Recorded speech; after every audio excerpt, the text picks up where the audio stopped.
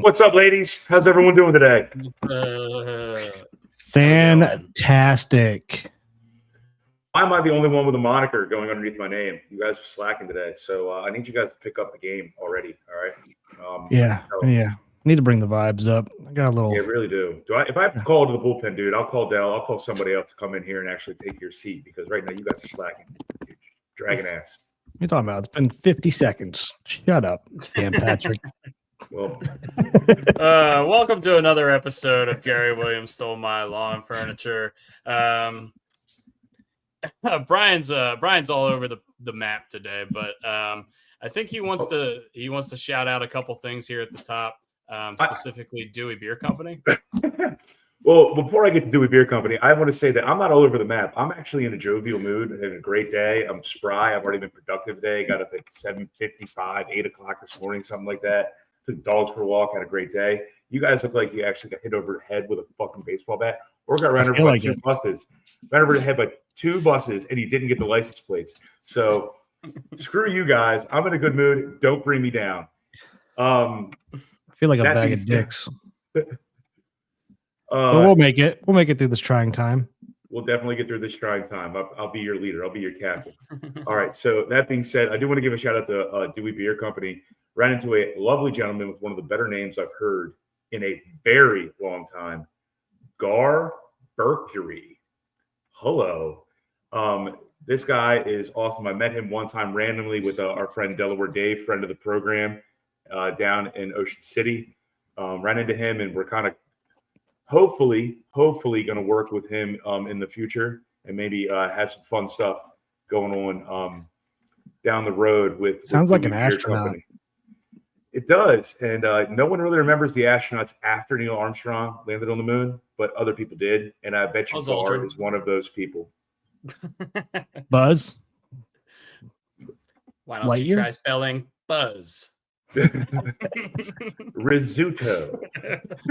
Not even a name. It's not even a word. It's a baseball player. Let's have a Rudo. But yeah, Dewey Beer Company does a great job, obviously, in Dewey Beach, Delaware. Awesome brewery. So if you guys are ever down in the Dewey Beach, Rehoboth, Bethany area, or even Ocean City, it's not that far of a drive. Great spot, great beer. Just have and their beer runs the full gamut. I think really their best one in my eyes is Swishy Pants. But everyone has their own palate and likes their own stuff. But definitely check them out, and hopefully we can collaborate with them and maybe do something down the line. Yeah. All right. Now we've got that stuff out of the way at the top. Let's talk some sports, guys. We're going to do our NFL picks here in a little bit, but we have a couple things we want to touch on beforehand. First, let's talk about baseball. A couple more awards were given out last night, being the Cy Young Awards, most notably. What did we think? It's pretty much what we expected. What do we think about Chris Sale and Tariq Skubal winning their respective Cy Youngs? Both of them, by the way, won the Triple Crowns in their respective leagues this year. So Brooks, those were no-brainers. Brooks, what do you got? Brooks, why don't you go ahead? I mean, yeah. Did we expect anything different at this point? The only one you could have possibly was Chris Sale, because I mean there was just other competition that was close. But I mean, regardless, I think it was a no-brainer that those two were going to win it. It's kind of crazy to me that this is his first Cy Young, to be honest with you. Yeah. But yeah, it's pretty cool to see him resurrect his career because he was so dirty with the White Sox there for a long time. Yeah, and even with his first couple years in Boston, he was really good before he had a lot of health issues there. Brian, what do you have on this? Well, I'm not surprised by either selection, and they're both very well deserving. Anytime you win the Triple Crown in anything, you deserve to either, if you win the Triple Crown in like the negative aspect, you also deserve to be ridiculed. If you win the Triple Crown in the positive aspect, you deserve to win awards. And so both these guys were very deserving of the awards. I do have a question I want to pose to the group, and I think Dusty has the stats pulled up. Does this Cy Young make Chris Sale a Hall of Famer? Look, I think you're looking at a borderline guy right now who, if he pitches well for maybe 2 or 3 more years, which it doesn't seem like he's slowing down based on how he produced this year. I think you're looking at a guy who definitely has a case. Even right now, if he were to retire this year, he now has a Triple Crown, a Cy Young. He's also come in the top 5 of the Cy Young voting 6 times previously. So he was a guy who was around the hoop a lot. He has a Gold Glove. He's got a World Series. He's an 8-time All-Star. He had 18 wins in his age 35 season. He'll be 36 next year. See if he can keep that up. And also, he plays for one of the best teams in the league in the Atlanta Braves. Remember, they get Ronald Acuna back. They get Spencer Strider back next year. They're going to be competing for a World Series. I think that if he is a big part of the rotation the next couple of years, he's a lock. I think as of right now, he's probably on the borderline already. Brooks? I agree. I really wish he would have cut up the fucking uniforms this year, though. They did make that official announcement that the big numbers were coming back this year, and I mean they said that at the beginning of last year too, when everybody was giving him shit. But if he was going to cut up a jersey, it would have been this year. But yeah, I think he's going to get in. I think it's going to be a pretty easy shoe in here after a couple more years. And I mean the fact that he's borderline already. Yeah, he's going to do it. Is Chris Sale your version of my Aaron Rodgers, Brooks? No, why? I love Chris Sale. You hate Aaron Rodgers. Correct. You are not lying. Not too many people I hate as much as you hate Aaron Rodgers. Just a couple career numbers here: 3.04 career ERA, 53.4 career WAR, which is huge. 2,400 career strikeouts is a massive number. And if you see him have a couple more good seasons, he could be flirting with that 3,000 number, which is now like kind of a mythical number at this point. I know Scherzer and Verlander got there, but not a lot of people getting there. Between 2012 and 2018, 2018 was his second year with Boston. Chris Sale Cy Young finishes 6th, 5th, 3rd, 4th, 5th, 2nd, 4th. That's good.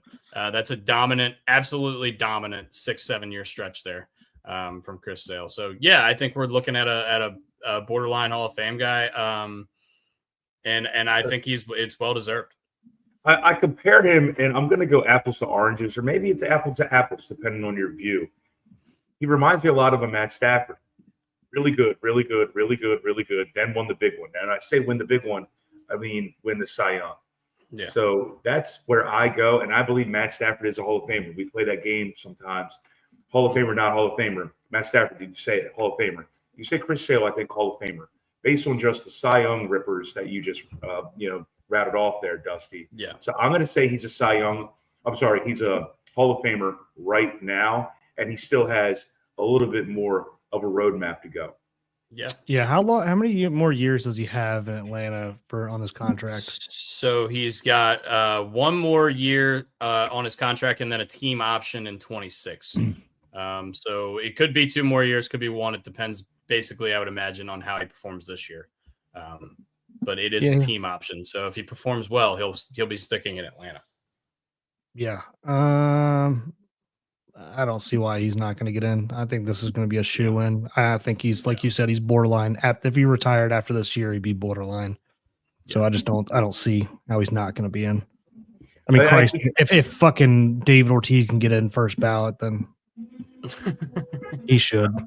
I think what he's shooting for now with the upcoming seasons is he a first ballot, or is he a guy that gets in the 4th ballot? So if he has 2 more, even like mildly above average seasons, I think he becomes a first ballot guy, because he's going to get really close to that 3,000 strikeout mark.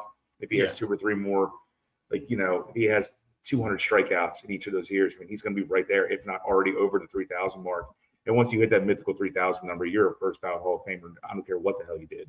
Yeah, he had 225 strikeouts this year, which led the National League, obviously, winning the Triple Crown. So definitely a guy who can still bring it and still get people out. That wipeout slider, his whole career, his slider has been one of the nastiest pitches in the league for over 10 years, I would say. I'm sorry. Go ahead. Something I wonder about, and something we can debate, and we don't have to spend a whole lot of time on it, is do the field goal post move with the strikeout numbers based on the state of the game, where it's swing real hard, throw real hard? do you think like 3,250 strikeouts becomes the new 3,000? No, not necessarily, because a lot of these pitchers are throwing a lot less innings now. So I think those you're going to see a lot less strikeouts just because of the volume go down. Yeah, the swing and miss nature is definitely going to help guys have more gaudy numbers based on the innings they pitch. So that maybe the ratio of innings pitched to strikeouts goes higher. Yeah, like Brooks said. But I think the lack of volume innings wise is really gonna hurt. I think 3,000 is gonna be tough to see, even for a guy like Skeens or even for a guy who's super young and coming up now. Brooks, what do you have on that? What do you take on that? Well done. Yeah, I agree, and I hope that we're never going to see like a 300 game winner again. Nor do I really care, to be honest with you, because that stat doesn't really matter as much anymore. But yeah, I agree with you. There's just so many less innings. I don't know what the new there's got to be a new bar, right? Because it's going to skew one way or the other. It's either going to go up a little bit or down a little bit, depending on. There's more strikeouts, but there's also less innings. So which one's gonna affect it more? So I don't know what it is. It might be just by 100, like Brian said. Maybe it's 100 more strikeouts or 100 less strikeouts on innings. But the strikeouts per innings pitched are definitely going to be going up. That's for sure. Or at least they should. Yeah. Unless we see a change here soon. To put this into context, wins and losses, by the way, Chris Sale, a guy we're talking about as a potential Hall of Famer, only 138 wins in his career. 300 used to be. I don't want to see that stat used against him. If I see that stat used against him, I will be beating the fucking pavement for Chris especially Sale. Considering he spent the first, I think it was 7 or 8 years with the White Sox, who were perennially bad. Which is not his fault. And then he spent his time on a good team at Boston, but only had a couple healthy years there before he started having some health problems. So definitely a guy we've talked probably too much about at this point, but definitely a guy who deserves to have his name mentioned and give him the flowers. And Tarik Skubal on the other side in the American League. I mean, there was no competition. He was absolutely the best pitcher in the American League this year. And good for him. Kudos to him. He totally deserves it. I know Corbin Burns and Cole Reagans and a couple other guys were in the mix there for a little while earlier in the year, but Skubal really he made a big staunch difference in the back half of the season, especially in the playoffs for the Tigers. So I mean, he totally deserves to win that award. I agree. And I'm gonna segue, Dusty. I'm gonna steal your thunder right now because normally I let you run this. I'm going to segue into staying in the Hall of Fame realm, but segue into the NFL. The NFL came out with their 25 semifinalists for the Hall of Fame. And I'm going to run down the list with you guys. And I guess, obviously, I don't know the exact number that the NFL allows. I think it's 5 modern era, and then they have like 2 like senior. I don't know the wording they have anymore with this shit. But I'm going to run down the list and just give me Hall of Fame or non-Hall of Fame, and I have their years and how many times they've been up as semifinalists. So I have first up on the list is, and it goes alphabetically. This is not any order that I put together, guys. Eric Allen. This is his 5th time being a semifinalist. Eric Allen, cornerback for the Eagles, the Saints, and the Raiders. Not familiar with the player, so no. Okay. Are we doing Hall of Fame or not? Like stuff. Yeah, right basically, now? comes right to your mind. Is he going to get in? Yeah. Is he going to get in? And it doesn't have to be this year. It can just be whenever, right? Okay. Yeah. Yes. I'm with. When did he play? I'm not familiar with this guy. So 1988 to 1994 with the Eagles. He played 1988 to 2001. His last year playing was with the Oakland Raiders team that lost in the Super Bowl to the Tampa Bay Buccaneers. I'm sure he was great. I don't remember watching him, nor have I seen highlights. So I'm just going to say no because I don't know who that is. So Jared Allen. We all know who Jared Allen is. I'm going to say yes. I'm going to say yes. Lassoing. That dude was dominant, and he was the man for multiple teams. Yeah, has 130 some odd career sacks. Just also a character and always great with the media, which usually plays well with the voters who are the media, basically. So I'm going to say yes myself. I'm going to say no to Eric Allen. I'm going to go backwards real quick. Do you Brooks, what remember got? watching Eric Allen? You're a little older than us, not to like poke fun or anything, but do you remember watching him?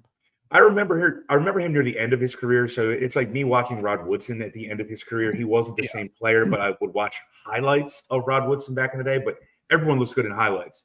So I don't remember too much about Eric Allen. I didn't even remember he played for the Eagles.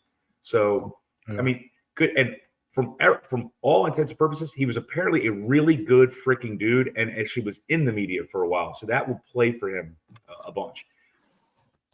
Willie Anderson, tackle from the Cincinnati Bengals, played from 1996 to 2007, and then played 1 year with the Baltimore Ravens in 2008. This is his 5th time being a semifinalist. I'm gonna say no. Yeah. I know him and I know of him, but he's not somebody who gets brought up all the time when we talk about all-time greats. Yeah, I'm in lockstep with Brooks. Nothing to add. All right, this one you will know very, very well. 4th time being a semifinalist, Mr. Anquan Bolden, first team all forearms and great teeth. I gotta say yes. That dude was dominant for a long time, and even at the end of his career, we're a little biased on this one, so maybe this is our being biased because he helped. I mean, he single-handedly just about helped us win that Super Bowl that season. Those couple seasons he was with us, but yeah, I'm gonna just say yes, and I get that's probably very biased. Yeah, I think he's got over 10,000 receiving yards. He's got a Super Bowl. I think he's a shoo-in. I think he should get in. Multiple Super Bowl appearances. I mean, I think he was on that team that went with the Cardinals as well, against the Steelers, I believe. Yeah, Steelers. Yeah. So I'm gonna say yes. I almost want to. What up, Joe? I almost want to say yes to Anquan Bolden just because he took a fucking hit to the face by a guy named Eric Smith from the Jets, and then he came back like later that season. I think his jaw got broken, his face got broken. He became a pile of mashed potatoes with a smile, and he still came back and balled. And once again, first team all forearms, great teeth, shared shrimp and grits with him with Ed Reed. That's a bizarre story in itself.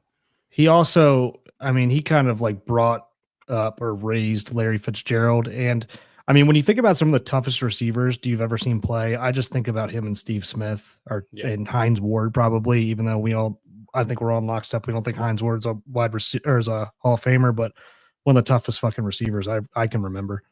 Yeah. And what I always remember is, and I know I'm making jokes about first team on forearms, but he went up with his hands. That ball was around. He was grabbing it, and it wasn't coming out. It wasn't getting ripped out.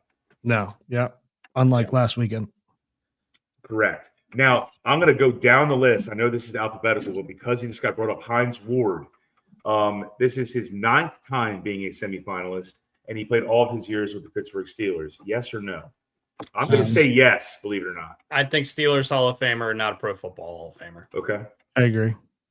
I say Hall of Famer, NFL Hall of Famer, because he also played the game in terms of blocking. He took pride in his blocking as much as he took pride in actually receiving. So I'm going to say yes, and I know that's probably not going to play well with our Ravens fans and our Maryland fans, but I enjoyed his game. I respect the hell out of him. Mm-hmm. I hate that guy. All right, Jari Evans, guard for the New Orleans Saints, 2006-2016, third time being a semifinalist.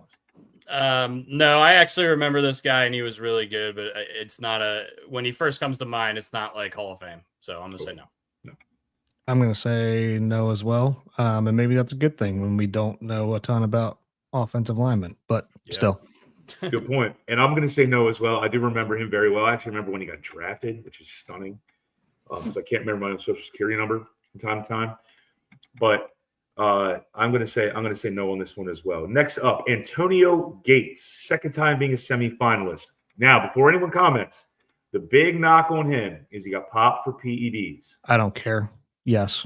Okay. I think it's ridiculous. He's not. I don't think that's a knock. Is that even a knock off NFL players? I mean, it was way and it was. Do we way think early that's a knock? Career, do you guys feel like that's a knock? Do people actually think this? I don't. I think to the old voter, it matters. To the younger voter, and there's only 50 voters, I think, in the NFL Hall of Fame room. So to the old voters, I think it does. To the new voters, I think it doesn't. Because all these guys want fucking HGH and shit. Yeah. If you're making a list of the top 5 tight ends of all time and you don't put Antonio Gates on it, I don't respect your opinion. I can't believe he didn't make it in the first ballot. It's ridiculous. He should be in 100%. maybe that's his penance from the old voters, and maybe he just is a shoe in this year. But yeah, Yeah, I think maybe. He's a Brian, Hall of Brian, what Famer. do you think? Okay. He's a Hall of Famer. I mean, it's when you think tight end, he would, like Dusty said, he's in that top 5. You know, with the John Mackeys and the Ozzie Newsomes, the Mike Ditkas. You know, he was an offensive tight end, and he didn't really have a lot of football experience. You remember, he played fucking basketball. I think at like Kent State or something. Kent State, yeah. James Harrison. Don't need to say anything else. James Harrison. How many sacks does he have? I don't know, but it's got to be up in the 120s. Let me look, and I'm gonna make my decision. Brooks, you have any? You have a thought immediately? That's where I'm unsure. Is like how many sacks does he have? I think he 84 career sacks. I say no. Ooh. yeah, but he He was sick. game changer. He was sick, but And he has like, I mean, he not single handedly, but he won that fucking Super Bowl for them. So he has like that trademark moment that you'll never forget. yeah. Man. Two second team All Pros, 2 first team All Pros, and 1 Defensive Player of the Year. Also, I the gotta second go play yes. in the I'm gonna Super say Bowl. yes. I got to go yes.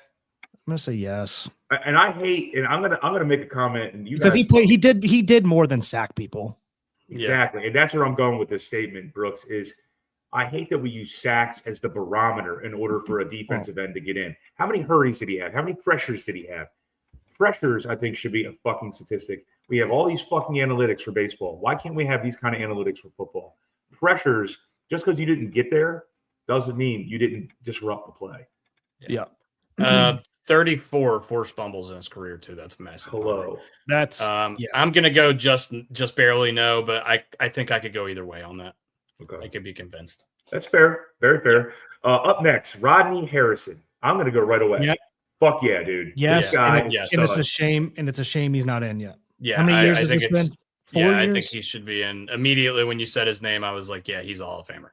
I mean, and the statistic that everyone always throws around, and if people don't know probably. it, 30 picks, 30 sacks. The only other player to have that begins with a Ray, ends with a Lewis. So let's just go. And now the knock on him. I'm is actually that he was a surprised dirty- Palomalu He doesn't was a have that. dirty fucking player. That was the big knock on him.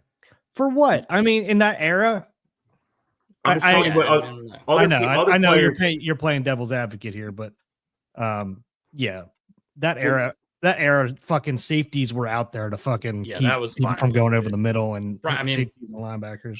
Remember when Sean Taylor fucking destroyed the punter in the fucking Pro Bowl? Like those safeties were all fucking dirty. Brian Dawkins used to kill people. Remember Bernard Pollard ended a couple careers. I feel like the last couple Yeah, seasons. but with that the, guy with the that guy Ravens. actually was dirty. Fuck that guy. He was But- headhunting everybody. but like they used to have. They probably don't do it anymore because of like CTE and stuff. But they used to actually put out.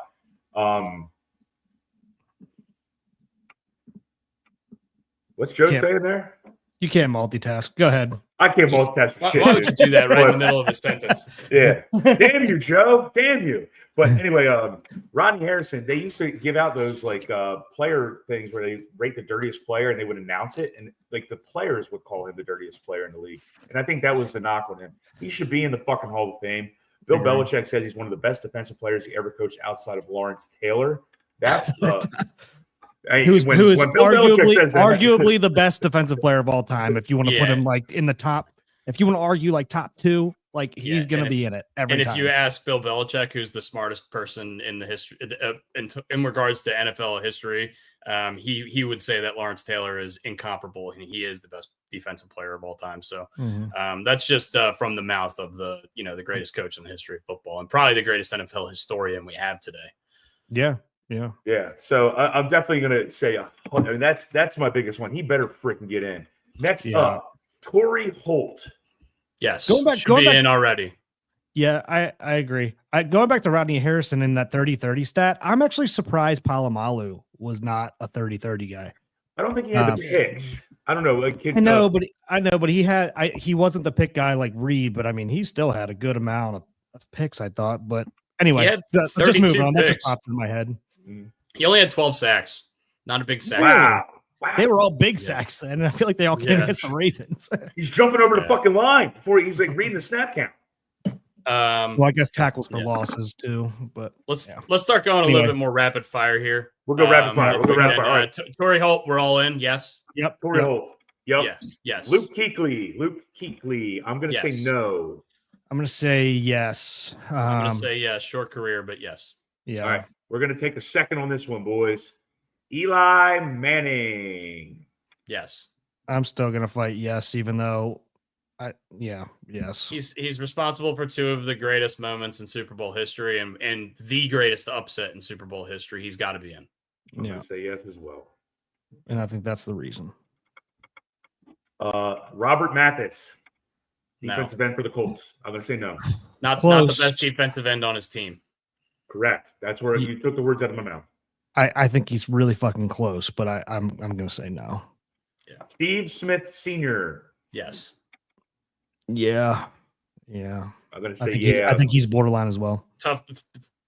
The first really super tough guy, little guy in the NFL, and he kind of made that slot receiver position. He changed it for me, in my opinion. Mhm. His career in Carolina was absolutely fucking stellar. Yeah. And I mean, he With talked Jake Delhomme. trash. Think about the quarterbacks he had. I mean, Delhomme and Newton. there's like Steve Berline was there, Jake Delhomme. There were guys. I don't know. Maybe John Skelton was there. Hell, Nate Peterman would have thrown him a fucking pass. There were so many random quarterbacks there. Then when Cam Newton Jimmy got there, he Clausen. got jettisoned. Jimmy Clausen, Sean Holy King, fuck. Wow. Maryland great. Rodney Peete was there. Holy hell! I'm saying yes. All right, Yep. Terrell Suggs. Yes. He's borderline. I think he's got 117 sacks or something like that. 136, 139 sacks, and a Defensive Player of the Year award, plus 2 Super Bowls. Yeah, I'll say yes, not first ballot, but yes. Okay. Yeah, I agree. First year on the ballot. Didn't do shit on that second Super Bowl, but yeah.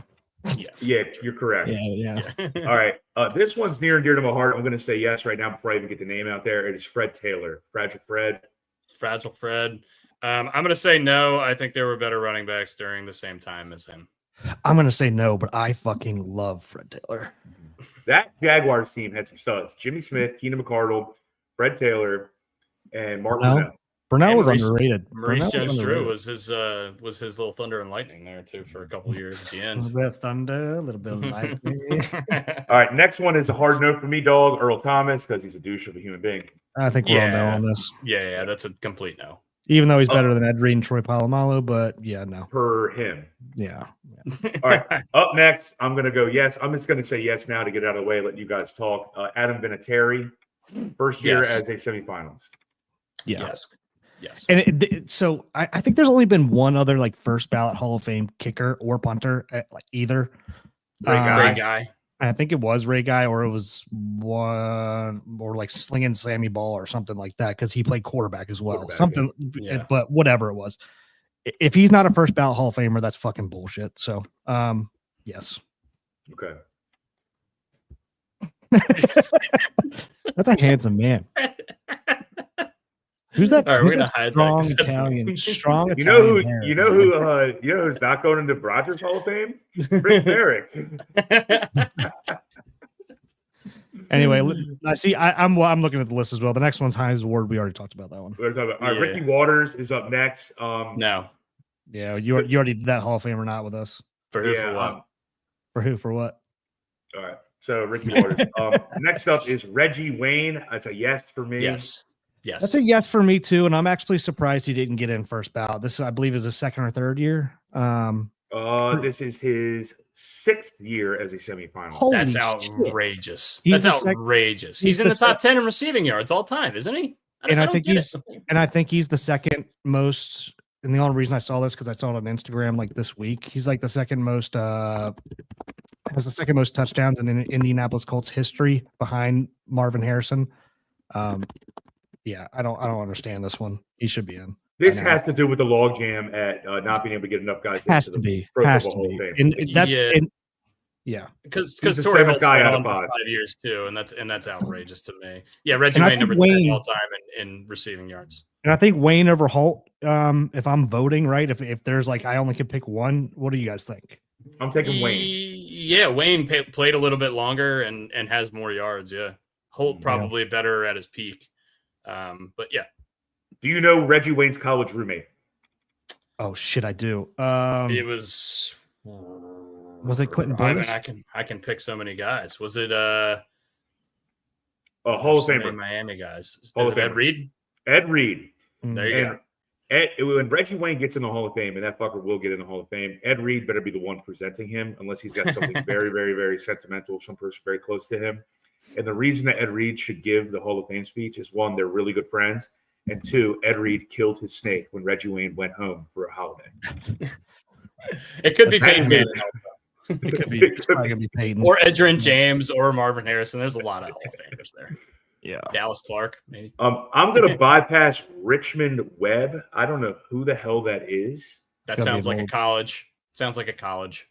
It does. Sounds like a directional school or a historically black college or something. So we're going to move past him. I don't know. And then Vince Wilfork, who I actually have a nice little soft spot Wow. for because he wears overalls. I mean, I'm gonna Vince say yeah. Wilfork was an absolute force in the league, but I just don't know how long. How long did he play? He 10 played years. first. 10 years with the Pats.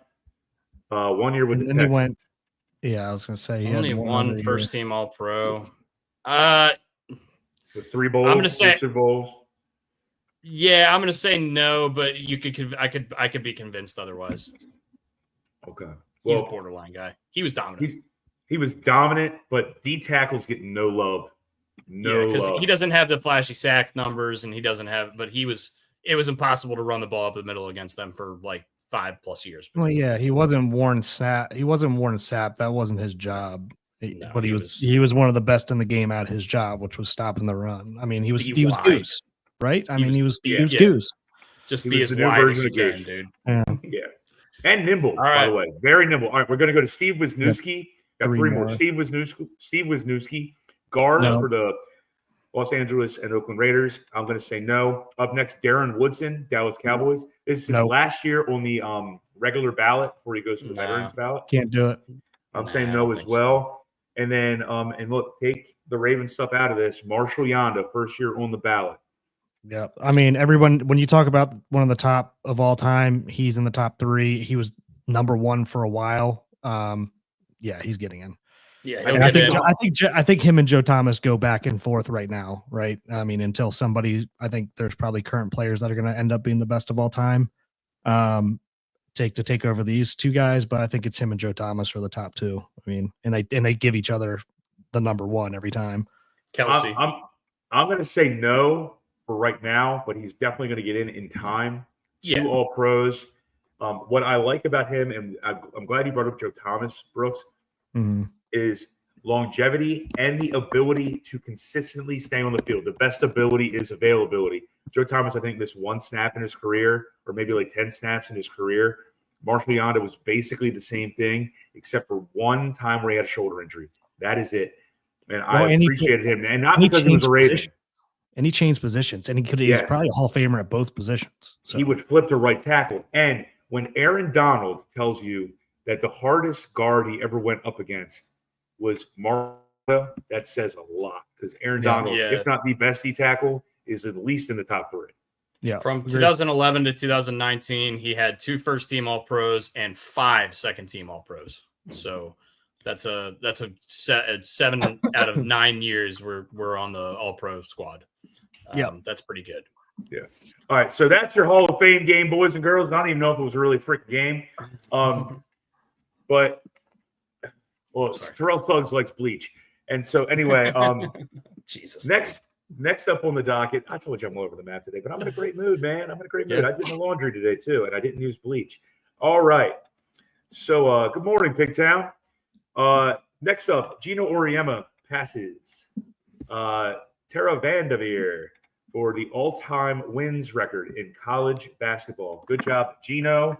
I respect the hell out of that guy. Fuck yeah, because he could have left and gone different places, could have coached in the NBA, could have obviously he basically be the commissioner of the WNBA. And he always stayed in one place. And when you stay in Storrs, Connecticut, if you've ever been to Storrs, Connecticut, there aren't stores in Storrs, Connecticut. So congratulations to Gino Auriemma. This record will never be broken. Never, with NIL being the way it is. I'm going to just not going to pontificate, professional pontificator over there, Justin Rothschild. That'd be a But good I was- argument at some point. I will say this: that record is what I call the Cy Young record, where Cy Young through 311 complete games.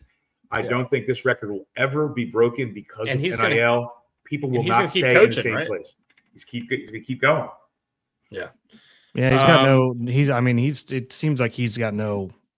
He's not retiring anytime soon. So he's got like over 1,200 wins. The next closest person that I can find that's active is John Calipari, who's got like 850 wins. So he's 400 wins behind. That's 20 win. That's 20 years of 20-win basketball teams behind Gino Auriemma. So yeah, we're right. I mean, we're not even close. Like when you put that into perspective like that, oh my god. Yeah. Think about that. It's never been broken. It is probably the top 5 unbreakable records.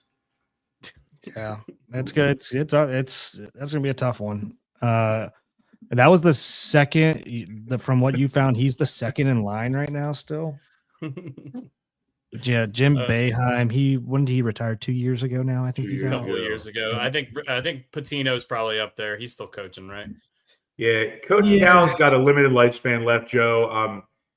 He's probably got 3 or 4 years left. He's in Arkansas right now. Yeah. And of course, Joe's going to rip Coach Cal because he's now at Arkansas.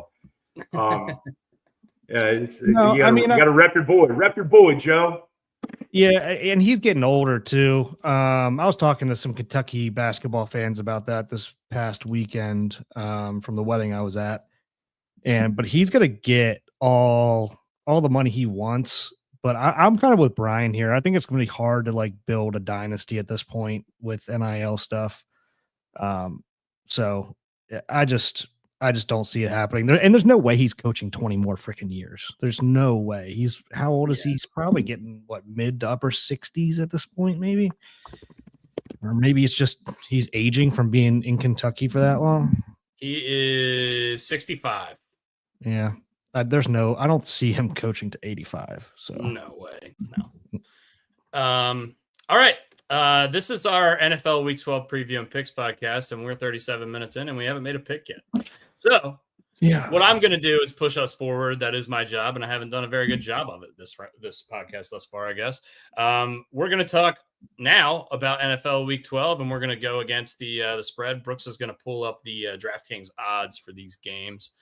We do have a note with all these games listed, and I updated the lines just before we did this podcast, but they've been kind of moving up and down a little bit, so we'll see if the line is still holding. Pittsburgh and the Browns 3.5 is what I'm seeing. Brooks, is that what's going on?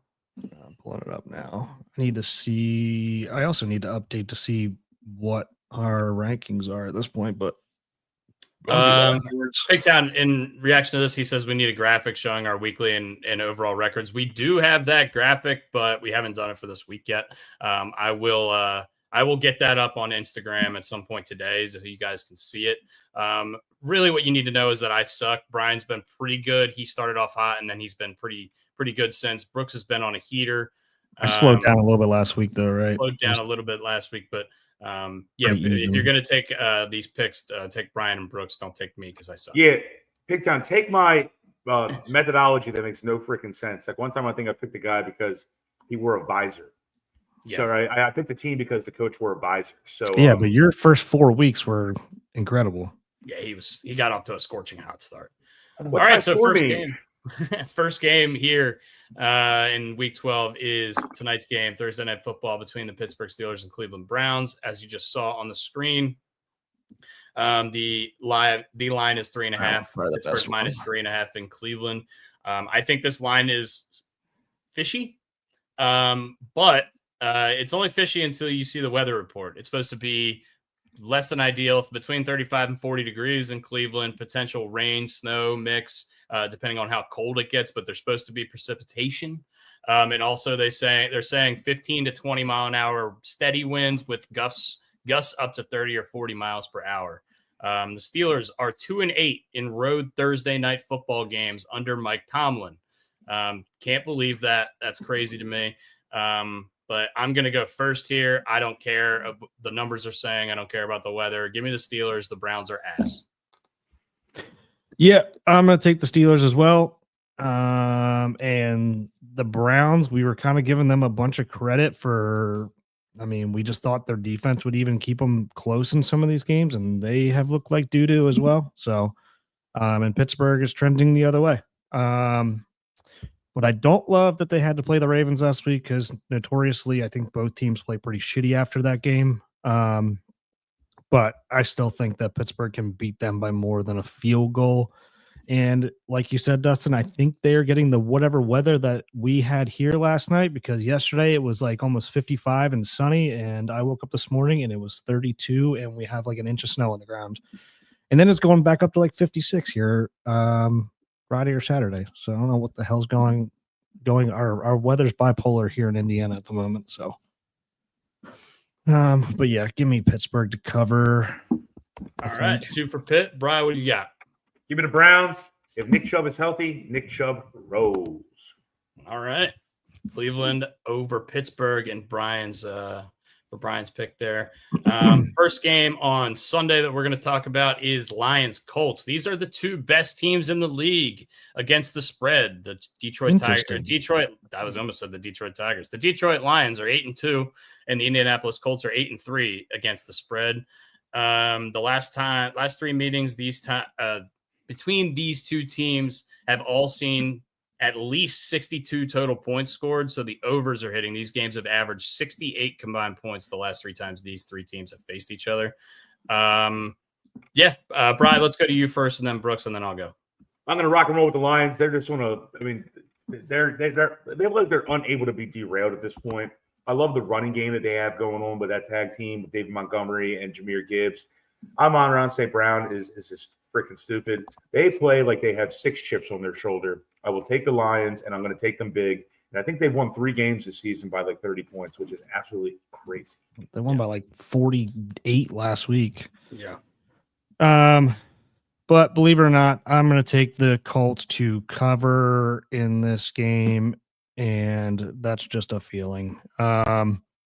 This could definitely be a blowout, but I mean, I just can't see the Lions keep blowing everybody out. So give me them to cover, and I don't really have a great reason why. Yeah, sometimes you just get a feeling. I'm going to stick with the Lions, even though I'm kind of with you a little bit, Brooks. I think this game could be a little bit closer than we think.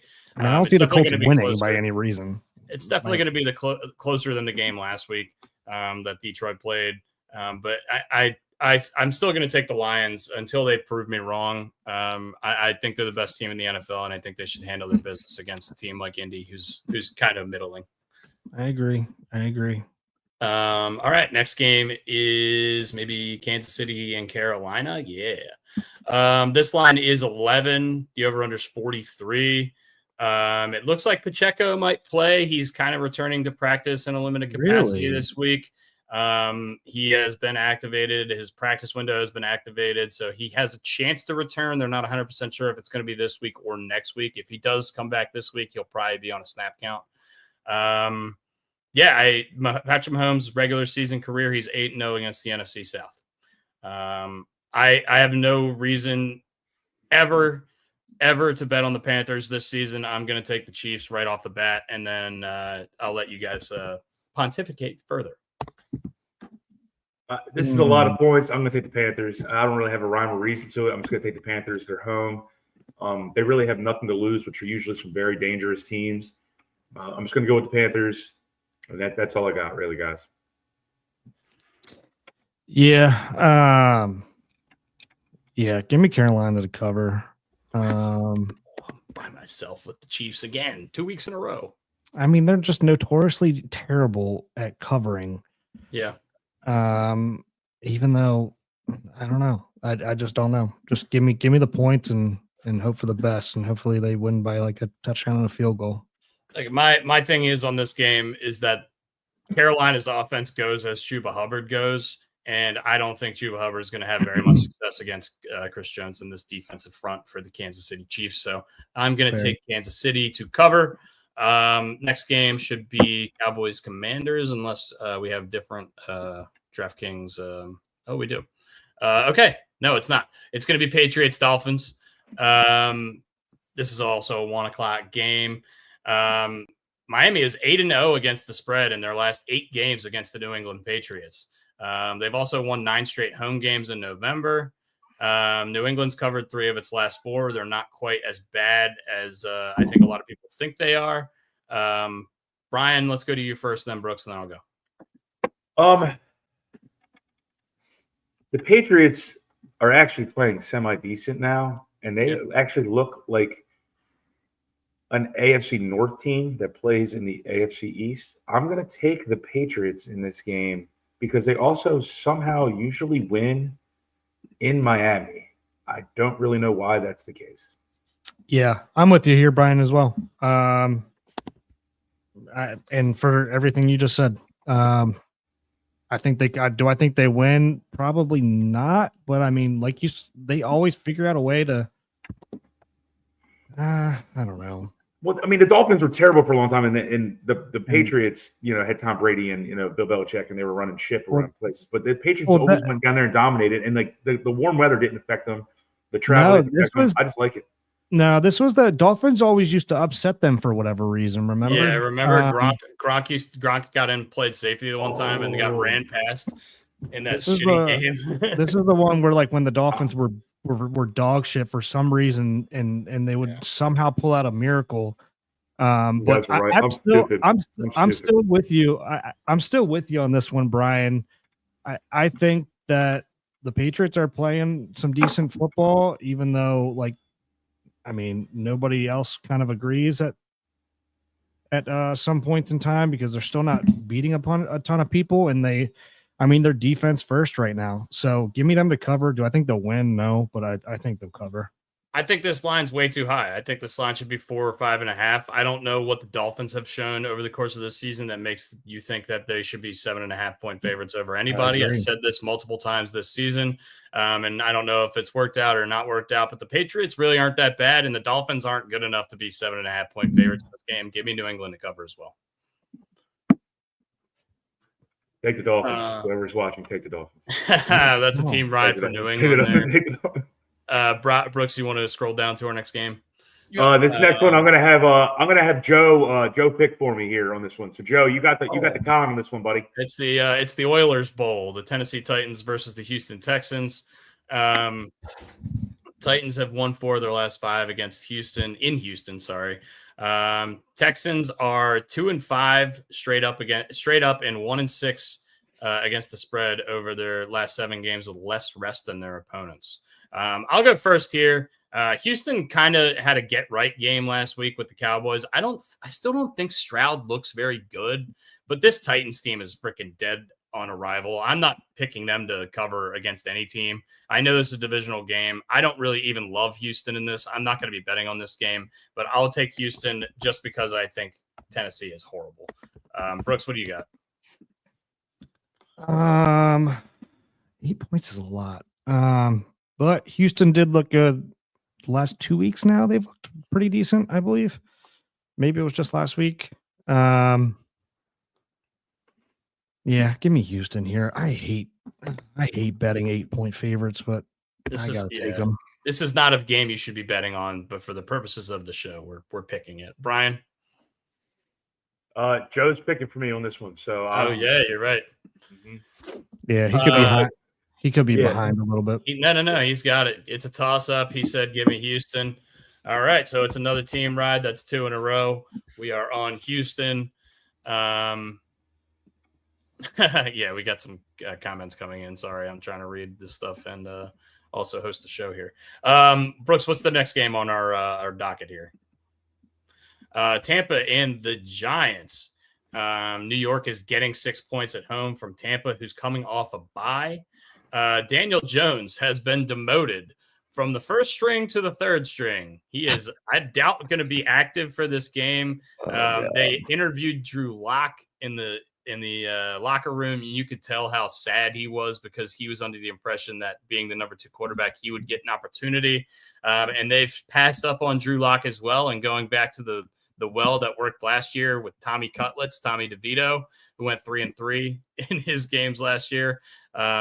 What do we think about this game? Brooks, let's go to you first, and then Brian, and then I'll go. Yeah. I hate how many favorites I'm taking this week, but I got to take Tampa Bay to win this by a touchdown. With this disaster of an organization at the Mike moment. Evans probably returning, by the way. Yeah, Yeah. I saw that. Yeah. Mike Evans probably coming back, which is going to be a big boost, and that's why I think I the can't line is believe- actually higher. What a dog, dude! I can't believe he's coming back. He's the man. Already, yeah, like that injury looked terrible. Yeah, I give me the Bucks, man. I hate that I'm taking this many favorites, but I just can't do it. Brian, what do you got? Give me the freaking Bucks. If you think I'm taking Tommy DeVito, who tried to fleece a pizza shop last year when he played for like 16 minutes, and his agent looked like a guy who was in The Sopranos. No.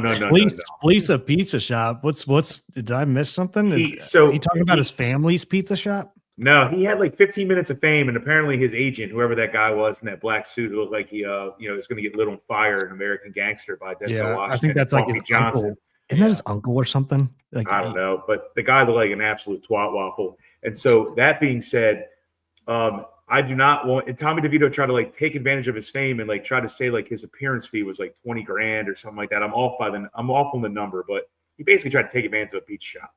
shit. And then he played like dog shit, and then he got benched again. So good luck. This is absolutely organizational tanking by the New York Giants. I'm going to take the Tampa Bay Buccaneers by 17 points. This could be a 17-point spread. I will take the Bucks. This is organizational tanking. They're not playing Drew Lock because of the incentives in his contract. Ooh, yeah, good call. So I absolutely have no faith in the New York Giants. They are a fire upon fires. So I will take the Bucks. Yeah, I mean, I'm with Brian here. My reasoning is football based. I think the Giants suck, and I think the Bucks are better than their record. My reasoning is a little less pizza shop based. But it's same result. I'm taking Tampa too. That's our third team ride in a row, I believe. Not good, guys. We're gonna have a rough week. But I think Tampa kicks the shit out of the New York Giants. Between the team rides and the amount of like heavy favorites we're taking this week, Vegas is going to clean up. Look, the Bucks are going to win this game handily. I will say this, and I always say this. Look, the athletes that are on the field are still professionals, and they're showcasing themselves for the next team they go to, because the Giants blatantly are tanking. So the quarterback is getting thrown to the fire. But like the defensive tackles and stuff, the defensive ends, Thibodeau, they're going to still be running like madmen out there. Fighting for jobs. They're fighting for jobs. Contracts. But I wouldn't want to be out there. Contracts, incentives, all that stuff. But when an organization is tanking, I'll take the other team, and I'm taking the Bucks. Yeah. Next game is Vikings Bears. Line is 3.5. Over under 39. Yuck. Expecting a low scoring game is Vegas in this matchup. Minnesota 8-2, but hasn't looked really very good offensively in really like 3 or 4 weeks, but they still keep winning games because their defense is pretty good. Chicago is a complete mess. The coach has lost the locker room, in my opinion. Their offensive line is atrocious. I think the Vikings are going to blitz the shit out of Caleb Williams, and I think Brian Flores is just going to have his way in this game, and I'm going to take the Vikings to cover this game pretty easily. I think the Bears are dead. Agree. I got nothing else to add. I'm on it with you. I can't believe this isn't 6. Matt Eberflus is worthless. I will take the Vikings. Just take the Vikings. That's 4 straight team rides. We're losing this week, boys. Let's go. Vegas is going to get some new chandeliers this week. Yes, they are. All be made by Tiffany.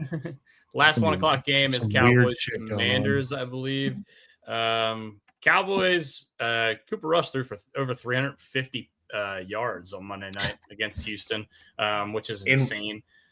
In what world did you ever expect to see this line going the Commanders' way and not the Cowboys' way? Yeah, and really, Commanders and Jaden Daniels haven't really looked very good the last couple of weeks, especially offensively. Daniels has looked like he's been playing hurt, but their defense is playing better, and this Cowboys team is abysmal. And they don't give a shit about their coach. They don't give a shit about their owner, about their organization. It's going to be hard. It's 10.5 points. I'm going to let you guys pontificate first. Brian, what do you got?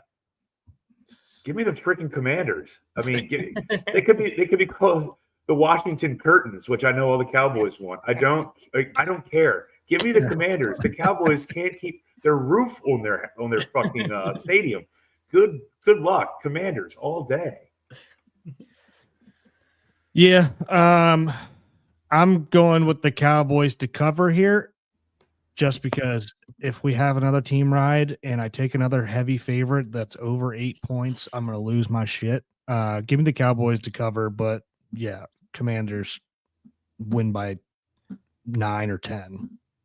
Hopefully. Yeah, I was leaning towards taking Dallas earlier in the day, but I've been flip-flopping on this game a little bit. Like I said, I don't think Washington has looked very good. I don't think this line should be this high, but I also have a weird feeling that and Washington hasn't been a favorite over Dallas it's got to be 15 years. I'll take Washington to cover. I'm hesitant on this. I want to see Jaden Daniels get right, and I'm hoping that it's this week. So I'm going to bank on that. Hopefully he'll get healthy and have a good game this week after 10 days off because they played Thursday night last week. Next game is Brooks Denver Broncos at the Las Vegas Raiders. I'm going to go first real quick. Denver's going to take care of business here. Bo Nix apologist number 1 here. I'm going on tour to apologize to Bo Nix. And I think the Raiders are one of the worst 5 organizations and teams in the league. I think Denver's defense is going to stifle them. I think they're going to win this game similar to what they did to Atlanta last week. It's going to be like 31-10. Yeah. Again, I don't want to do a team ride, but this is one of the ones that I can't pick against because Denver looks good right now.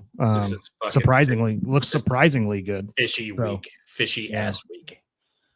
Give me the home dog. No team ride, boys. I'm going the Raiders. Raiders. Thank you. Thank you. Thank you for getting us off of the team riding. All right.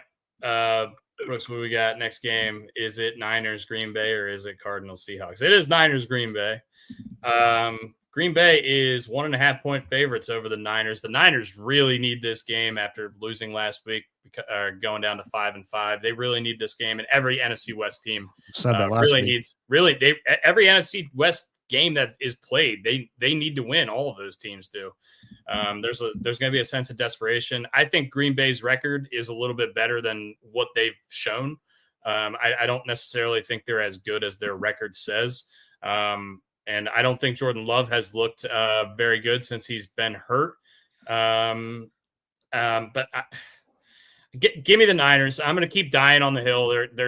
It's the most dangerous story in sports. The team that's super talented that you just keep waiting for the breakout. And I'm just going to keep waiting for the breakout. I'm going to take the Niners. They need this game more.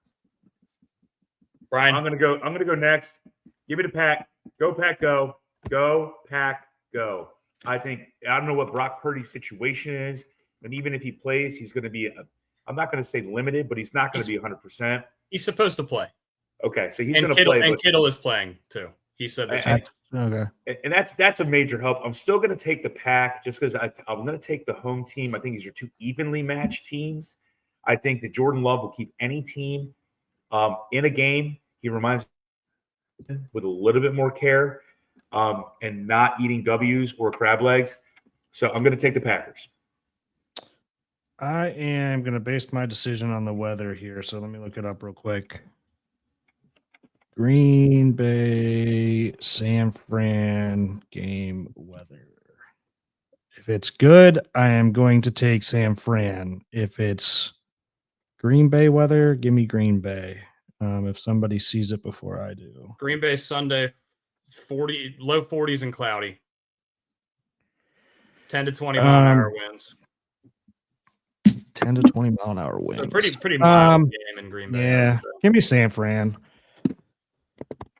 Give me San Fran. All right, 2 for us on San Fran. Yeah, like I said, Brock Purdy is supposed to play in this game. I guess he's got some soreness in his right shoulder, which is his throwing shoulder. But Shanahan said they weren't worried about his availability for this week. And George Kittle said at practice yesterday in his post-practice interview that he will be playing on Sunday, that he had was a very last minute thing that he didn't play last Sunday. So getting him back, I don't know what the Bosa status is. I know he was hurt last week, but somebody's always hurt on this team. There's just too many weapons, and I just don't think Jordan Love's playing very good. So give me San Francisco. And the last 4:00 game of the day is Arizona at the Seattle Seahawks, which is another massive NFC West game. Arizona looking to make a statement, go up to 7-4, and take a couple game lead in the NFC West. And the Seattle Seahawks looking to match the Arizona Cardinals with 6 wins and go into a tie for first in the division, I believe. Seattle looked good against San Francisco last week. What do we have on this game? This is one of the hardest games of the week, and actually one of the games I'm most excited to watch. Real quick, guys. Real quick. I got a very serious work call I got to take. I just got a phone call. If Joe can make my picks for me, I'm being serious, Joe. Please make my picks for me. I'll be back in 2-3 minutes. Sorry, guys. You're good. You're good. With the way this division's been this year, it just feels like this thing's gonna stay close.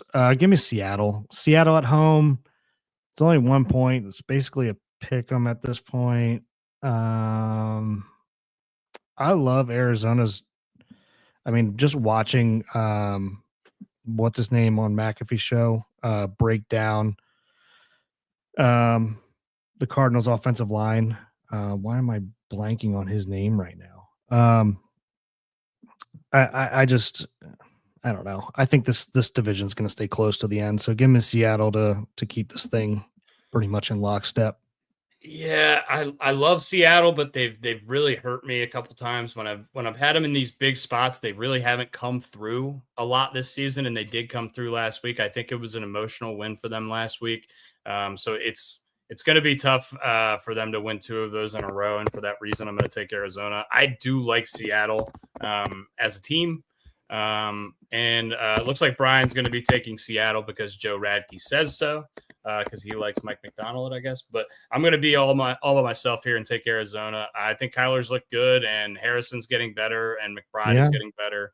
I want to take Arizona here. I really do, but I just, yeah. All right. Sunday night, Philadelphia Eagles at the Los Angeles Rams. This line is 2.5. The over/under is 49. Philly is 5-1 against the spread in their road games this season. Philly's also won 5 or 6 straight games. Los Angeles was able to beat the Patriots last week, but in non-convincing fashion, I would say. Philly played in Los Angeles last year, and the line was Philly -4. And I think Philly is a better team this year than they were last year. And I think the Rams are a worse team this year than they were last year. So for that reason, I'm taking Philly. I've also gone against Philly like 3 weeks in a row, and they keep biting me. Yeah. I think this is a weird spot for them coming off the division win, but they have the rest advantage over Los Angeles, having played last Thursday night. So I'm going to take Philly. I just think they're a better team. I do too. And they're playing well. Just the Rams are starting to get a little healthy on offense. Kupp and Puka both had good games last week. Give me the Rams at home. Philly's got to go across country. Give me them to cover, but I think this could be a really good game. Unless the Eagles defense just straight up shuts down the Rams offense. But give me the Rams to cover here. All right. Brooks likes the Rams. I don't hate the pick. Joe, we're going to be looking to you for Brian's pick for this game and the next game. So if you're on a call or something, we'll just get your picks after. We'll get Brian's picks after. We'll just move on to the Monday night game because it is our home game, and talk about Ravens Chargers, the Harbaugh Bowl again. John Harbaugh is 2-0 in his career against his brother Jim. The Chargers have the number 1 scoring defense in the league, only allowing 14.5 points a game. Ravens have the number 2 scoring offense in the league, averaging 30.5 points a game. Lamar Jackson is 5-1, both straight up and against the spread in Monday night road football games. Joe did come in with his pick. He's taking the Rams for Brian, so I'm going to be by myself on the last two picks with Arizona and Philly in those two games. I'll talk about this game first, I guess. I think the Chargers defense is going to give us trouble. I think teams with good pass rushes and fast defenses are really going to give us trouble. I think we saw that against Pittsburgh last week. But the problem with Pittsburgh, with the Pittsburgh game last week, was the turnovers. I don't think that the Ravens will be doing that 2 games in a row. And the Chargers offense to me is kind of hit or miss, although they've been better the last couple of weeks. I think this is just I don't know. Maybe this is a homer pick. Maybe this is just me being hopeful as a Ravens fan, but I think we're going to take, I'm going to take Baltimore 2.5. I can't believe I can't believe the line is 2.5. I think if Baltimore would have taken care of business against the Steelers last week, this line would be closer to 4 or 5. I'm more surprised about this over under being 51. That is a shit ton of points. Yeah, give me the Ravens here. This should be an interesting game just because I mean, you would think brothers should know each other's tendencies relatively well, right? Yeah. And Chargers are playing awesome right now. But yeah, give me the Ravens in a get right game. I hate that they're coming off a loss to Pittsburgh. Always play a little bit down after that, and we're traveling across the country. Don't love it. And yeah, I would say I'm making a homer pick as well. Give me the Ravens because I am not rooting against, or I wouldn't root against us anyway, but I just can't in good faith pick against them at the moment at 2.5, which is a little surprising. So that's a lot of team rides this week. That's a lot. Via Ken Rosenthal, the Cubs are looking to trade Cody Bellinger.